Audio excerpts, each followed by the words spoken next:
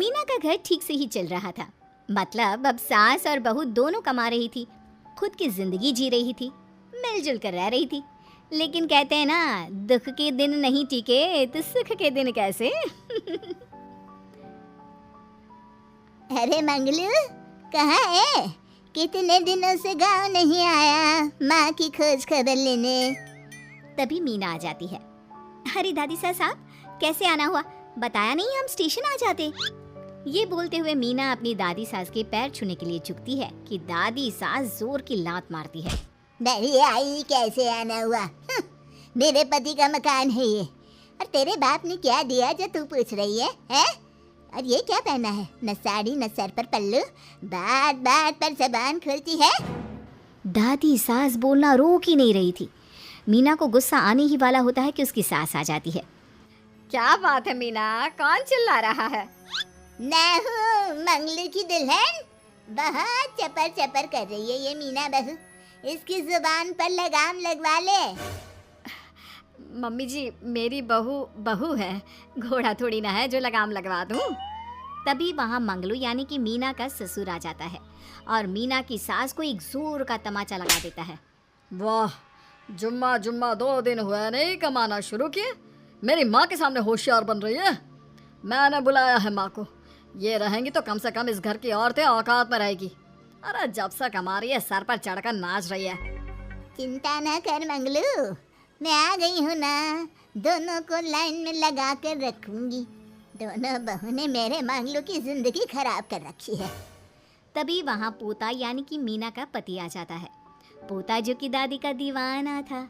दादी मुझे क्यों नहीं बताया कि आप आने वाले हैं? मैं गांव आ जाता कार लेकर आपको लेने। अरे तू तो जानता ही है, कार में बैठ नहीं पाती। पता नहीं बहुत दिनों से लग रहा था कि तू और मंगलू परेशान है। आज मन नहीं माना तो आ ही गई मैं। देख यहाँ आकर पता लग रहा है। क्या पता लग रहा है दादी? यहाँ तो सब ठीक है, किसी को कोई परेशानी नहीं है। क्यों माँ, क्यों मीना, क्या हो गया? इन दोनों को क्यों परेशानी होगी? इन लोगों ने तो परेशान करके रखा है। माँ और मीना के बारे में कैसी बात कर रहे हैं पापा? क्या हो जाता है आपको रह रहकर? तू तो खाना बना बना कर बेशर्म हो गया है, लेकिन मैं नहीं। मेरी माँ आ गई है अब इस घर में। अब यहाँ सब वैसे ही रहेंगे जैसा मैं चाहता हूँ। देख मंगलू, तेरी बहू काम करती है तो मुझे कोई लेना देना नहीं है, लेकिन मेरी बहू कोई दर्जी का काम नहीं करेगी। साफ साफ बोल रही हैं। लेकिन दादी साहब, वो तो बहुत अच्छा बुटीक चला रही हैं। बहुत अच्छा चला रही है, लेकिन हम लोगों ने अपने घर की बहू से ना काम नहीं करवाना। अरे इसके बाप को शादी के वक्त ही बोल दिया था। और इसके बाप जिन्होंने दहेज में एक साइकिल दी थी ना, किसे हाथ जोड़कर कह रहा था, मेरी बेटी आपके घर आ गई, इससे सौभाग्य कुछ नहीं। अब देखो इसकी बेटी बहू आ जाने के बाद सर पर चढ़ रही है मेरे मंगलू के। मीना जो कि सास की बुराई सुनकर परेशान हो जाती है। दादी सा छोटा मुंह बड़ी बात। लेकिन क्या पिताजी ने आपको बताया नहीं? सासू माँ ने अपने पैसे से ससुर जी के जन्मदिन में कार दी थी। ससुर जी इतने साल से स्कूटर से जाते थे, अब कार से जाते हैं। क्यों ससुर जी, बताया नहीं आपने? क्यों रे मंगलू, कार ले ली तूने? मुझे तो तू पैसे भी नहीं भेज रहा। 2 महीने से कैसे कैसे दिन काट रही थी और तू यहाँ कार से घूम रहा है। आप भी सासू माँ को अपने बैंक अकाउंट की डिटेल दे दीजिए दादी साहब, वो डाल दिया करेंगी पैसे आपके अकाउंट में।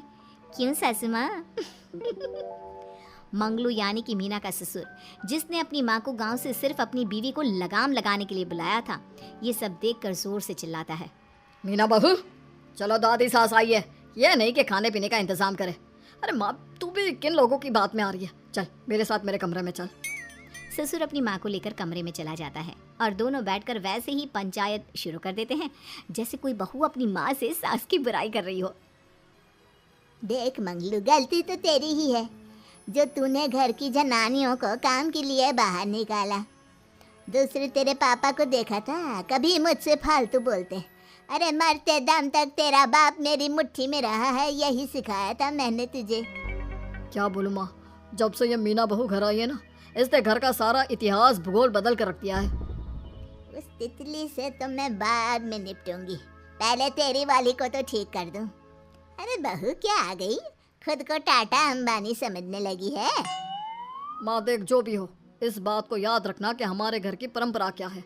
औरतों का औकात में रहना जरूरी है। अरे बहू के साथ मिलकर माँ ये बात उड़ती रहती है। बेटा देख, गलती तो तेरी भी है। क्यों तूने इसे काम करने की छूट दी? मारना भी कम कर दिया है तूने इसे, वरना पहले आती थी तो बहू का कोई ना कोई हिस्सा सूजा हुआ या काला ही दिखता था। देखकर तसल्ली मिलती थी कि तूने कंट्रोल कर रखा है। इस बार तो काला और सूजा छोड़, अच्छी खासी चमकती दिख रही है ये। अब क्या बताऊँ माँ, गलती तो हो गई है। हाँ, वो कार देखकर पिघल गया होगा ना तू। अरे बेटा, औरतों को मुट्ठी में रखा कर। शान की साइकिल ज्यादा अच्छी कुत्ता बनकर कार चलाने से, समझा? मीना का ससुर अपनी माँ की बात को सुन रहा था। बस माँ, जो गलती हो गई मिट्टी डाल उस पर। अब बस तू ना घर पहले जैसा करके जाना। ये सब ना बहू का किया धरा है, समझी?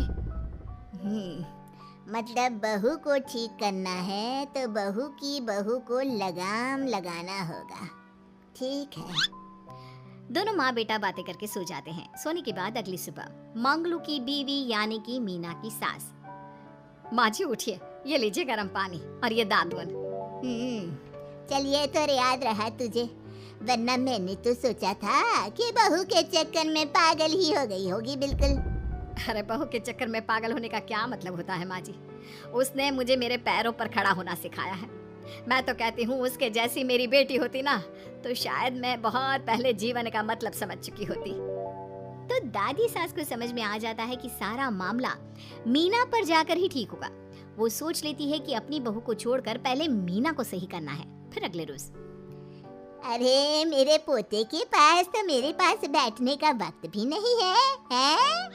अरे कैसी बात करती है दादी, तेरे लिए तो मैं नौकरी भी छोड़ दूं। नौकरी नहीं, तू ना बीवी छोड़ दे, खुश हो जाऊंगी मैं। नीरज हैरान हो जाता है कि उसने तो मजाक किया था। दादी ये क्या बोल रही है? कैसी बात कर रही हो दादी? मीना ने तो सारा घर संभाला हुआ है। पहले तो घर गिरा जा रहा था ना। तेरी मीना के आने के पहले ना घर में चूल्हा जल रहा था, ना कोई रोटी खा रहा था। क्यों? नीरज को दादी बीवी के खिलाफ खूब कान भरती है। तू सही कह रही है दादी, औरत पैर की जूती और हाथ की मुट्ठी में ही ठीक लगती है। मीना ने ना सिर्फ घर का माहौल बिगाड़ा, माँ को भी पिताजी की इज्जत करनी छुड़वा दी। अब ठीक बोल रहे हो, घर को बिगाड़ने की मेन जिम्मेदार तो मीना ही है दादी। अभी उसे ठीक किए देता हूँ। तभी वहाँ पिता भी आ जाता है। देख बेटा, तो रोटी कम खाना मंजूर, लेकिन इन औरतों के आगे झुकना मंजूर नहीं। तेरी दादी ने घर की परंपरा बनाकर रखी। मजाल कि मेरा बाप मेरी माँ के सामने कुछ कह लेता। पर पापा, एक बात पूछनी थी। रहने बेटा, तू ना कंफ्यूज है जीवन में, तू ना कंट्रोल कर पाएगा अपनी जनानी को। मंगलू, मेरी तो टिकट ही करा दे गाँव की। तुम लोगों के घर तो मर्दों की कोई इज्जत ही ना है, और ये मेरे घर की परंपरा ना है। मैं चली। अरे ना दादी, मैं तो बस देख अब मैं कैसे कंट्रोल करता हूँ इसे कल। फिर अगले रोज मीना ऑफिस के लिए तैयार हो रही थी कि देख मीना, आज मेरे दफ्तर से कुछ लोग खाने के लिए आ रहे हैं, तो शाम के खाने में, लेकिन आज तो मेरी मीटिंग है, फिर घर आने में मुझे देर हो जाएगी। तो मैं क्या करूँ? बोला ना शाम को खाना बनाना है तो बनाना है, समझी? मीना को पति की बात अजीब लगती है, पर वो दादी सास के सामने कोई भी ड्रामा क्रिएट करना नहीं चाहती थी। ठीक है, मैं शाम को जल्दी आ जाऊंगी।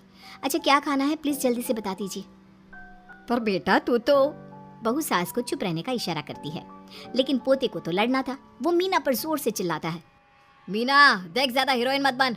आज ऑफिस जा रही है तो जा, लेकिन सुन, तुरंत रिजाइन देकर घर आ जाना। ना मुझे तेरी कमाई चाहिए, ना ही तेरी नसीहत। आज से घर में वही होगा जो मैं चाहूंगा, समझी? अरे कैसे लैंग्वेज बोल रहे हो? ये तुम्हारी बोली नहीं है, कौन सिखा रहा है तुम्हें? तभी दादी सास आ जाती है। क्या बोलना चाह रही है बहू? मैं मुन्ने के कान भर रही हूँ, हैं? हाँ, मुझे तो यही लग रहा है, वरना हम लोगों का घर अच्छे से चल रहा था, सभी मिलजुल कर एक दूसरे को इज्जत देकर रह रहे थे। लेकिन अब, तभी मीना को उसका पति जोर से डांटता है। सास बेटी बहू की लड़ाई को बर्दाश्त नहीं कर पाती। देख नीरज, बहू को डांटना या फिर बहू के साथ गलत व्यवहार, ये सब मुझसे बर्दाश्त नहीं होगा।